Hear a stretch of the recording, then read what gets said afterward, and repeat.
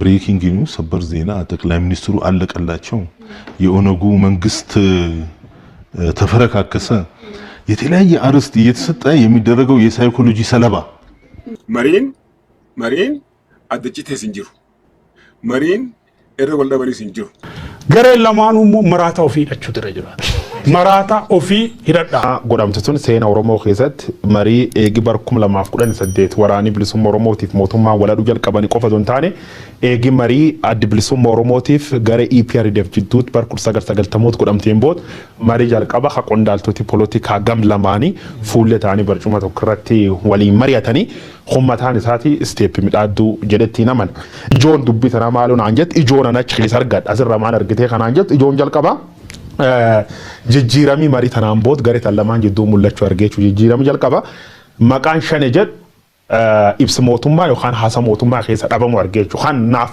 very positive progress jedhe fudhadha kuniin waan jajjabeeffamuu qabu jedhetti naman yeroo sadii ol qaami kun naga waliin taa'uuf Shimallis Abdiisaa Abiyyi Ahmad paarlama gubbaa sadeessoo Abiyyi Ahmad reedi jedhe waraani bilisummaa Oromoo deebii kenna yeroo sadii xalayaa walitti barreessanii jechuudha xalayaa jaha barraa'e gamaaf gamanalleerra xalayaa sadeen gam mootummaatti dhuf hundi keessatti maqaan shane jedhu fayyadama turani waraani bilisummaa Oromoo xalayaa sadeenu barreess keessatti shane qaamsan jettan kan fuulin beennu maqa kanaan nu yaaminaa jedhe gaafachaa ture jechuudha kanaafu mootummaan ibsa marii tanaatiin eegi marii tan taa'een bood maqa kan damp godhee waraan bilisummaa Oromoo illee hin jenne akka duraan yaama tur shane illee hin jenne nageenya Oromiyaa irratti xiyyeeffatee maqaa kana haqaamii wallooluun jiranarra dhaabedheen kabajuun isaa steep jalqabaate kunnaaf qabxidan sala akkuma tikaasti ammas mugama aangawota mootummaatiin gama qaamolee garaagaraatiin wanti himamaa jiru Oromiyaatti nagaa buusuun rakkoo biyya sanaa furuudhaaf bu'uura waa hundaa akka ta'ee fi nagaa buusuuf ammoo tokkittiin karaan jirtu karaa amma eegalamte kana jabeessu akka taate hedduun itti waliif galanii akka isheen fashaltuun barbaannu jechuu irratti kan isaan argaman tokko wallaalaan keenya wallaalaa haa jennu fira ta'uu diina haa ta'uu hin beeknu barbaachisummaadhuma marii kanaatti illee kan hin amanne akka jirus immoo yaadota isaan facaasaa jiran irraa argaatii kan jirru egaa wallaalaa ofii yoo ta'e gorfachuun baay'ee murteessaadha jedheetanii yaada diina yoo ta'e immoo adda baasanii beekanii ofirraa qolachuun baay'ee murteessaadha jedheetanii kanan yaadu malee hireen kun hiree Oromoodhaaf dhufedha akka sabaatti iyyuu hiree siyaasa Oromoodhaaf dhufedha waan kanaan dura tahee hin beeknedha wanni kun akkan of duuba deebi'uuf eenyuyyuu hayyamuun irra jiraata jedhee hin yaaduun gamni lamaan iyyuu wanni kun akkanni of duuba deebi'u hin barbaannu jechaa waan yaada waloomaa yaada walta'iinsa qofarratti xiyyeeffachuudhaan miidiyaatti dhiyaachuu danda'u sanarraa kan hafe yaadota fiixee ka garee tokko bisheessu ka garee tokko leellisuu irratti deemnaan adeemsa marii kana gufachiisa waan ta'eef itti gaafatamummaan olaanaan qaamota marii kana keessatti qooda fudhataniiti gam kanaan jechuun meeseejiin karaa miidiyaa darba. Inni sadaffaan ergaan qabu dhiibbaa gochuu qabu qaamoleen deeggartooti waraanaas ka mootummaas niwutiraal warri taanee jirrus dhiibbaan nagaan akka dhufu irra deddeebiin dhiibbaa gochuu qabna. Garee lamaanuu immoo maraata ofii hidhachuu irra jira. Maraata ofii hidhadhaa. Warri waraanaas maraata keessan hidhadhaa. Warri mootummaas maraata keessan hidhadhaa. Yaadoti kunneen in fact jaruma odeessa maraatummaa kana facaasu suicide godhu baay'ee of wareegaa jiru. Aadi ittiin hidhanii Oromoo baasa aadi warra. Yaa Oromoo baasuu danda'e nullee baasuu danda'e. Garuu maraata ofii hidhachuun baay'ee murteessa yeroo kanatti jechuudha. An waan tokko ka ergaa qabuuf gareen yaadota finxaalessaa ka waraanatti deebisuu kana gaan barbaanne oofan kanaaf ergaan ani qabu isin miidha mariin kun milkaa'ee nagaatti dhufuun Oromoodhaa waan hin oolle abdii akkasii qabna fedhiin Oromoos kana dhiibbaan godhamaa keessaa alaa godhamaa jirus kana agarsiisa mariif araarri waan hin oolle nagaan Oromiyaatti hin bu'a boodarra kan rakasu sini baay'ee hin rakastu booda rakasurra waa'ee nagaa lallabaa isiniin jedha. As deebi'a du'a taane hin du'ina ummanni Oromoo har'a afaan faajjii deemaa jiru araara Oromoo yoomuu nagaa yoo eebbisus yoo ka'us yoo galus yoo ba'us yeroo hundumaa Oromoon nagaa dubbata hayyuun isaa nagaa dubbata jaarsi isaa nagaa dubbata har'a nagaan yoo qabsoo bilisummaa Oromoo dhiiga kaleessatti dhangalaafnee fi lafee kaleessatti cabsinee fi lubbuu kaleessa itti dhabne hin sharafu ta'e gaaffii Oromoon gaafate guutummaa guutuutti ni deebise yoo ta'e araara dhiiga namaa dhangalaasuun qabu Oromooni የሚዲያው ዘመቻ አይተነዋል። እንግዲህ እኛ 100 ለ1 ነው እያወራን ያለ ነው። በጣም ብዙ ነው።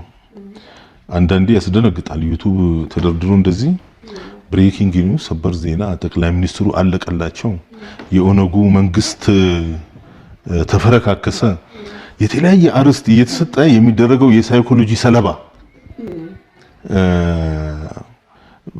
በፕሮፓጋንዳ በስነ ልቦና ሰውን ስጋት ውስጥ ለመክተት በተለይ የኦሮሞን ህዝብ ስጋት ውስጥ ለመክተት እየተሰራ ያለው ስራ በጣም ብዙ ነው።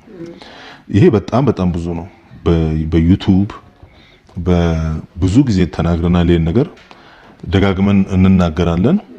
በሚዲያዎች በቴሌቪዥኖች ውጭ ሀገር ያሉ ቴሌቪዥኖች አገር ውስጥ ያሉ በብሮድካስት ላይሰንስ ወስደው እየሰሩ ያሉ የቴሌቪዥን ጣቢያዎች የኦሮሞን ህዝብ ለማሸማቀቅ የኦሮሞን ኤሊቶች ለማሸማቀቅ ኮርና ለማስያዝ የኦሮሞ ህዝብ ወደ ሴንተር መጥቶ ኢትዮጵያ አገሬ ናት፣ ኢትዮጵያንም የኦሮሞን ህዝብም ሌላውንም የኢትዮጵያንም ህዝብ ደህንነት በጋራ እንጠብቃለን፣ የጋራ ሀገር ይኖረናል የሚለውን የኦሮሞን ህዝብ በማሸማቀቅ ወደ ጎን በመግፋት ካሁን በፊት ለ100 ዓመት ተንሰራፍቶ የነበረ የአንድ ወገን የበላይነትን መልሶ ለማምጣት ሌት ተቀን እየሰሩ ነው ያሉት። መሬት ላይ ግን ሁኔታዎች በፍጥነት እየተቀያየሩ ነው። በተለይ በኦሮሚያ ውስጥ በፍጥነት ሁኔታዎች እየተቀያየሩ ነው።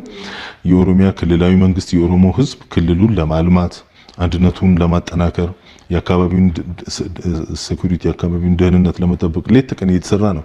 የሸገር ከተማ ምስረታ፣ የተለያዩ የኦሮሚያ ክልል ከተማዎች የክልሎች አከላለል እና አጠቃላይ ስናይ እንቅስቃሴዎች አሉ፣ ስራዎች አሉ። ወደኋላ የማይመለሱ ስራዎች እየተሰሩ እያየን ነው ያለነው።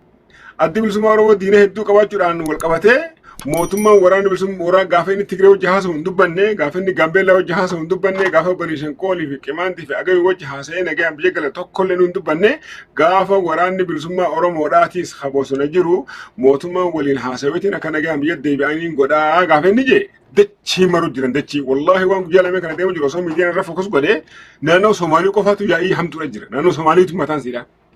Naannoo Amaaraa Noolis guutuun finciltee jirtu guutuun guututti sababni maali mootummaan waraana bilisummaa Oromoo sana waliin haasa'uudha.